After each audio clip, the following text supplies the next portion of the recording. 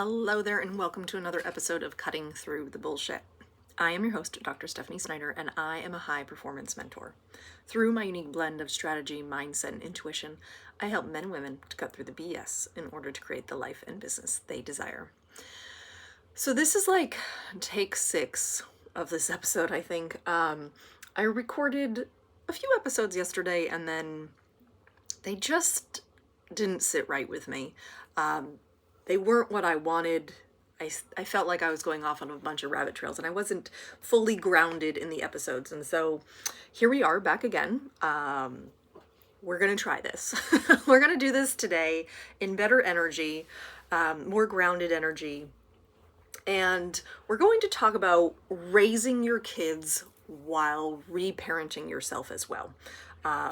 This is something that I am going through in the moment.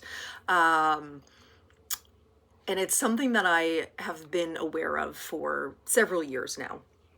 And I remember years and years ago when my son was much younger, letting him know that this was my first time being his parent. It was his first time being my kid. We were probably going to screw things up, and that would be okay. We would learn along the way. And if you have multiple children, you know that your firstborn is kind of like your test dummy, right? You really get your parenting legs on day one. Like, you have this great idea of what you think you're going to be as a parent. And I always laughed about this when my girlfriends, I had kids earlier than many of my friends, and my girlfriends would all be like, oh, well, I would never do that kind of thing, right? Like, we'd be out to dinner, and I'm not a huge electronic person at the dinner table. My kids know that. Like, you're going to bring crayons and coloring books and those kinds of things. We're not going to sit on our phones at the dinner table, especially when we're out at dinner. That won't be a thing that we do. And it was always interesting to me when I would go out with my friends and they'd be like, oh my gosh, I can't imagine even allowing my kid to have like an electronic device until they're like 8 years old. And I would just sit there and kind of chuckle to myself and go, yup, sure, okay, right? Because you don't really know until you know, and you learn the way on the way. And so when it comes to parenting your kids while also reparenting yourself, I want to talk a little bit more about what that looks like, right? So we obviously, as adults, had a parent raise us. However, there were probably things about the way your parents raised you that you're like, ooh, that is, nope, now I have to fix this, right? Now I have to work through this kind of core wound and figure out what this really means. And it is kind of interesting when we can do this simultaneously with our children. And I am a huge believer that my children are also great teachers for me. I also believe that they are little mirrors of me, and they mirror back to me things that maybe I could work on, right? I was having a conversation with a girlfriend about this a couple weeks ago, and she had decided to take her kids for a long weekend to Florida or something, or whatever it was, right? And when I saw her again, I said, hey, how was the trip?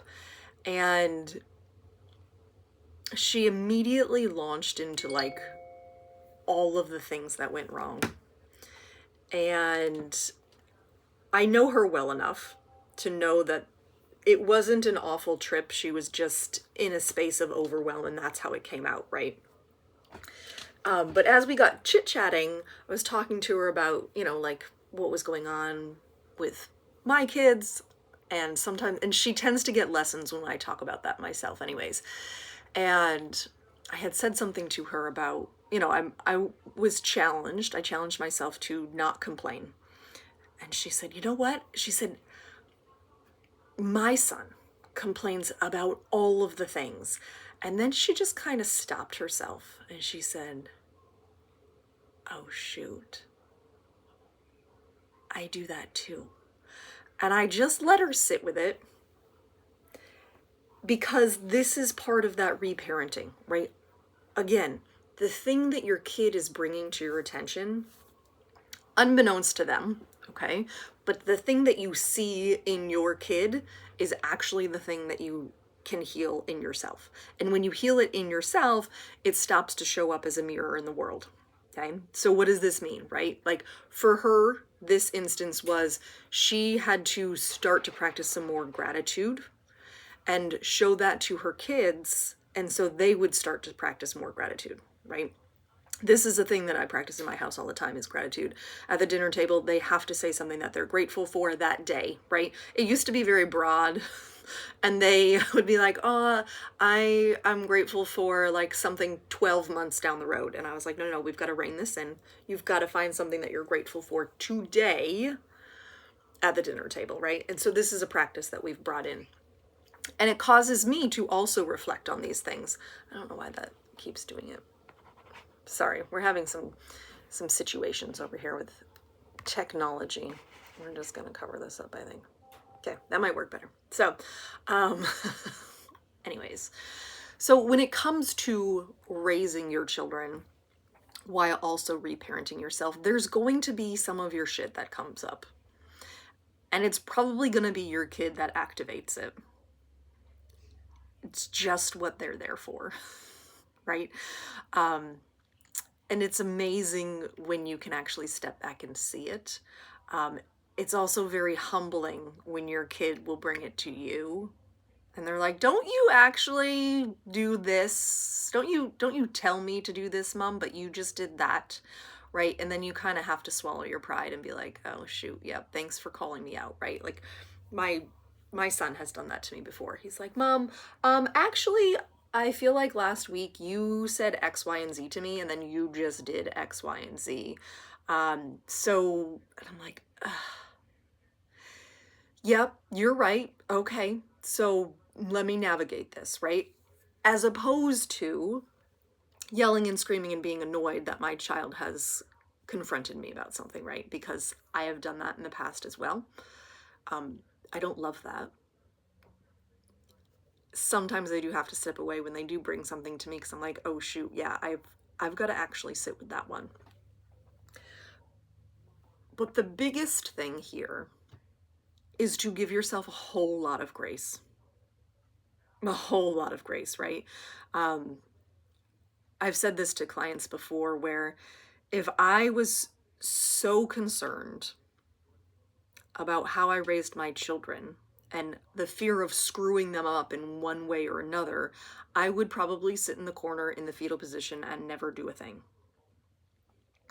And so it's about finding that give and take, kind of that balance in raising your children, because yeah, there are going to be some things that you screw up. And there are going to be some things that you're like, shoot, I shouldn't have done that. Let me apologize, right? Like I did that yesterday in the car on the way home from school. This person did not understand how to merge.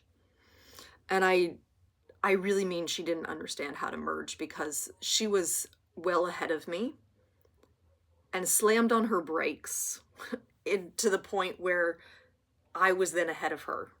And I was like, what are we doing? And I was like, you mother trucker, is what I said in the car. And then I apologized to my girls for yelling about it in the car. I didn't understand why we couldn't merge. You were well ahead of me. Anyways, I digress. So when it comes to these things, again, the biggest thing you can give yourself is grace. Additionally, that grace can be in the fact that you're learning how to parent.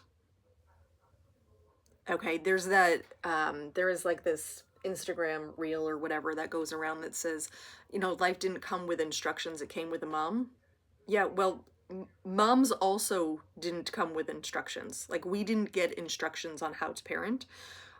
A lot of this, we're just flying by the seat of our pants. And so that was one thing that I talked about in the Motherhood Manifesto program that I just completed. really deciding what kind of a parent that you want to be and what that looks like, because oftentimes we don't actually give that much thought. We're like, well, this is what we want to do for a career, and this is what we, want our kids' names to be and all this other thing, but we don't actually sit down and have a conversation with ourselves as to what kind of a parent do we want to be, right? I do not want to be my kids' best friends all the time. Now, is there a time and a place in which my kid can call me and I can be the best friend? Yes, for sure. Additionally, I want them to know that it's not that I'm smarter than them. I've just lived a bit more life than they have. And so I have some more life experience than they have. And that is probably the biggest frustration that I have with my 16-year-old daughter right now, is that she's not willing to be wrong. And I can appreciate that. I was also a teenager at one time. It just feels like we're banging our head against the wall, because you know this, if you have children, you could save them a whole bunch of time and energy and frustration if they just listened to some of the stuff that you said to them, right? And I know, and my children have said this to me, the older two at least, there's a point in our conversation where they stop listening to me. They're like, yeah, Mom, I just zoned out. Cool, great, thanks, appreciate it, right? So it's like, can you at least give me a warning when you're about to tune out? Because I'm not just going to talk to a wall. That's not fun for me, not enjoyable. I feel like I'm pouring a whole bunch of wisdom into you, and it's just bouncing off of you. Like, that's not fun either. And so when it comes to this, again, this is where back in August, right after my son went away to school, I had asked my older two, give me a critique on motherhood. How am I doing? Right? And that was a little scary to ask for their input, because I had no idea where it was going to go. So I share all of these stories with you because motherhood can be incredibly enjoyable. Parenting can be incredibly enjoyable, and it will be also incredibly challenging, because they're going to challenge you. They're going to cause you to look at things that you don't necessarily want to look at in yourself. But that is the beauty of it, because they help you to learn to love yourself even deeper than maybe you did before, right? And so while I am navigating the frustration of a 16-year-old emotional teenager, I love her dearly. And God has given me a lot of patience to navigate through it. I don't know that He's given me enough patience to navigate through it some days. But I know that I am giving myself grace along the way. I'm not screwing it up royally in the fact that it will be, you know, some crazy thing years from now. We're just navigating this because each one of my kids actually has a different set of parents. And not in a biological sense, right? All of my kids are mine and my husband's kids. But we show up as different parents to each one of our children. Not necessarily intentionally, but more from their perspective. And it was really interesting to kind of have that conversation with my husband it was a couple months ago rather. I said, you know what's really interesting is that our kids are actually going to have different parents all the way through. And he gave me this weird look. And I said, well, it's the same with my parents. I saw my parents very differently than my siblings saw my parents, right? My older brother and I have a pretty similar perspective of our parents, but we're 10 years apart. Whereas my sisters in the middle have a very different perspective of specifically my mother. And they're closer in age to me. And so your kids are going to need different type of parenting because they're different people. And so it's not a one size fits all for all of your children. And that is probably, I don't want to call it an annoying part. It's more of a challenging part because you've got to navigate what parenting looks like for each one of your kids. This is why I think it's really important to dive into understanding what your kids' love languages are. I know my kids' love languages. My son is words of affirmation. He probably doesn't even know this, but he is words of affirmation for sure. So I'm very careful, very intentional about the language that I use with my son. My oldest daughter is gifts. Her love language is gifts for sure. And so that is something that I'm also intentional about. My 10-year-old, she is acts of services, and which is similar to me, right? And so she will show you love by doing something for you. My youngest, she is quality time and physical touch. Oftentimes, when children are young, it is physical touch is their biggest love language. But she is physical touch and quality time for sure. And those are the strong ones that come through. Now, we all have a varying degree of all of them, but there are stronger ones. I know that mine is acts of services, and so I do have to remind my husband of that from time to time, and my children as well, because they will naturally try to love in the way that they receive love. That's the way that they're going to give love. And when you have a different love language, this is where heads can start to butt, because maybe you're not feeling loved because your partner's love language is actually quality time, right? Versus, right, that's my husband's. My husband's love language is quality time. Mine is acts of services. Well, if he's sitting on the couch with me, that's a way for him to get love, but I'm not feeling loved, right? And so it is about being honest with yourself about this as well as with your children. Because again, they are going to get, they all need different things from their parents. So give yourself a whole lot of grace. You're not screwing it up royally. Maybe you've made a couple of mistakes along the way, but there's always the opportunity to be a better parent, whatever that looks like for you. So I'm sending you so much love. I hope you have an amazing rest of your day. And as always, be you, because the world needs more of you. Bye.